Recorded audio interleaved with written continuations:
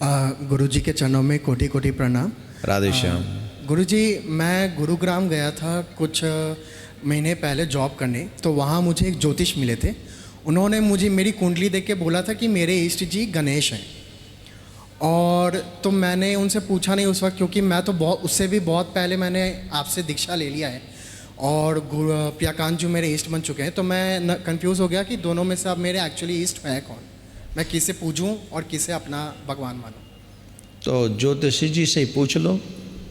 तो उनसे उस वक्त पूछ नहीं पाया, मेरे दिमाग में आया नहीं। बात दोबारा चले जाओ, पूछ लो। ठीक है गुरु जी। अब बताओ, ये खड़े हो जाओ एक बार और। कौन सी जॉब करने गए थे? वो एक सेल्स का काम था, एक कॉलेज के एडमिशन्स करवाता था मैं। तो कितने पढ़े हो? सर गुरुजी, मैं बीकॉम किया हुआ है, masters drop out. BCom master?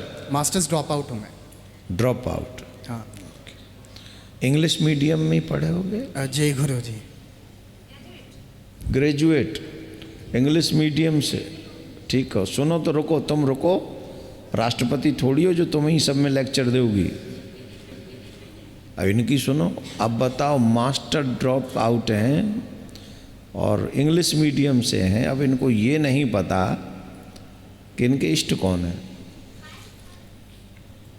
हम इनको नीचा नहीं दिखा रहे, हम कलयुग के लोगों की मानसिकता की जो क्षमता है वो कितनी कमज़ोर हुई है, सोचने की क्षमता कितनी कमज़ोर हुई है, ये हमको समझना चाहिए।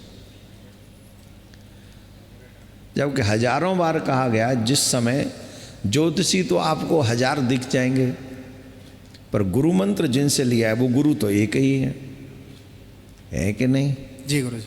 तो ज्योतिषी कह दे आपके इष्ट गुरुदेव वो हैं गणेश जी, और फिर अगले महीना शनि की दशा खराब हो जाएगी, फिर कह देंगे अब तो आपके शनि देव हैं, फिर कहेंगे बृहस्पति देव हैं।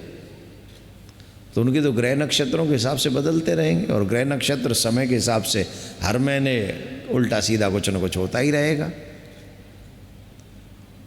आपको एक बात पता है, हमारे सूरदास महाराज ने लिखा है, जो भगवान श्री कृष्ण की उपासना करता है उसका कोई ग्रह बाल बांका नहीं कर सकता।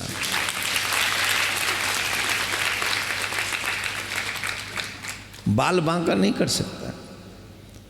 तो हमारे इष्ट वो हैं जो गुरुदेव ने हमको मंत्र दिया है।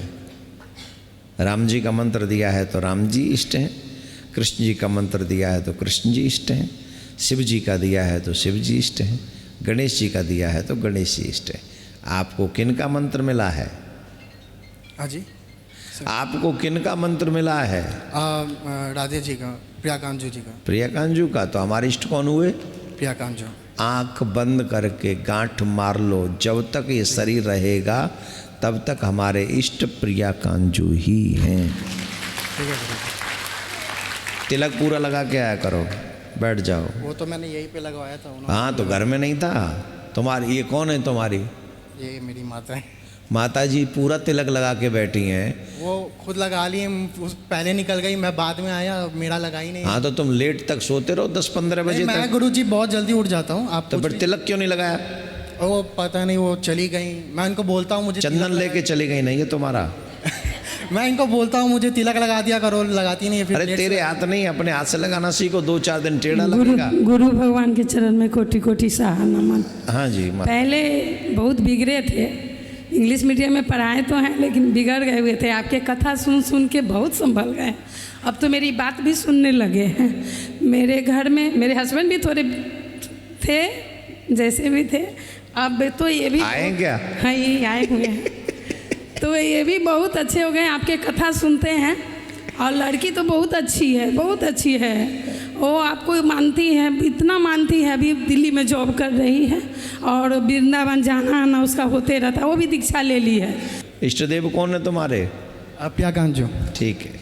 और धन्यवाद इस बात के लिए कि तुम्हारी माँ ने कहा कि तुम कथा सुन के बहुत संभल रहे हो। जीवन में गलतियाँ सब करते हैं। मैंने तो बहुत की है। अरे मैं क्या कह रहा हूँ, ऐसा कोई नहीं है जो गलती नहीं करता है, लेकिन जो गलती करके पछताए उसे इंसान कहते हैं, और फिर उसे न दोहराए उसे इंसान कहते हैं।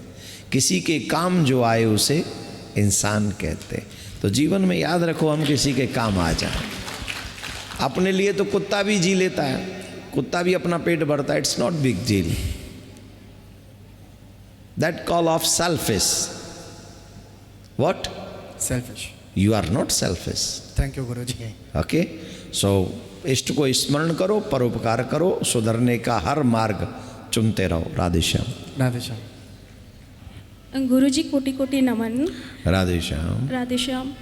गुरुजी मैं बोल रही हूँ, आज हमने पहली बार लाइफ में दीक्षा ली आपसे। अच्छा, मेरी- पहली बार? जी। आखिरी बार ही है कि और ये आखिरी try बार, कर ये रहे हैं? पहली बार है। अच्छा। और मेरी दिल से यही ख्वाहिश है कि मैं कभी ये दीक्षा मैंने ली है, ये कभी टूटे ना। तो उसके लिए मैं एक ऐसी चीज़ आपसे पूछती हूँ कि अगर हमारा मन कभी डगमगाए, हमारे मन तो बहुत भागते हैं इधर उधर, तो उसके लिए आप ऐसी कुछ बात बोलिए जब भी मन भटके तो हमारा ध्यान सीधा आपके बातों पर आए कि नहीं, हमें ये काम नहीं करना है, हम ये एक चीज़ गलत नहीं कर सकते। तो ये हमारा मतलब आजीवन हमारे साथ ये दीक्षा बन जाए। नोट करो, जी हम मरेंगे, जी मृत्यु अकाट्य सत्य है। पूर्व के किए हुए कर्मों का फल भोगने यहाँ आए। जी जो भी प्राप्त है वो पूर्वकृत कर्मों का ही फल है, और इसके बाद हमें मरना ही है। आने जाने के कष्टों से अगर कोई बचा सकता है तो ये गुरु मंत्र ही है, जो ब्रह्मांड की सबसे बड़ी संपत्ति है।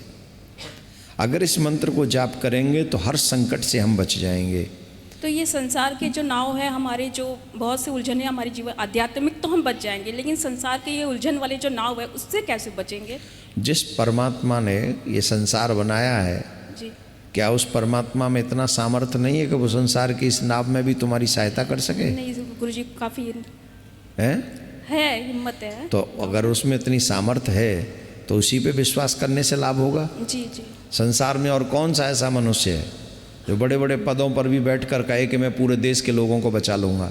बताइए, किसी में सामर्थ्य हो तो?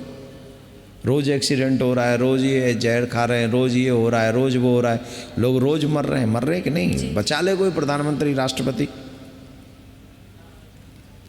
लेकिन हमारे मन बस नहीं। स्थिर है कि हमने दीक्षा ली है और हमारी एक ही गुरुजी है, वही हमारे नैया पार करेंगे। देखिए, ये तो अब आपकी श्रद्धा और विश्वास के ऊपर निर्भर है। आपका विश्वास मजबूत होगा तो परमात्मा आपके, गुरुदेव आपके ऊपर कृपा करेंगे।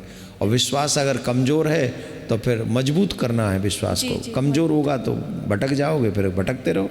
हाँ तो ये की बात याद रखो कि मुझे मरना है, और गुरु मंत्र ही उसको साधना के तौर पे हमारा कल्याण करेगा, जी गुरु। हमारे लक्ष्य को साधेगा। ठीक है? राधे श्याम। राधे श्याम।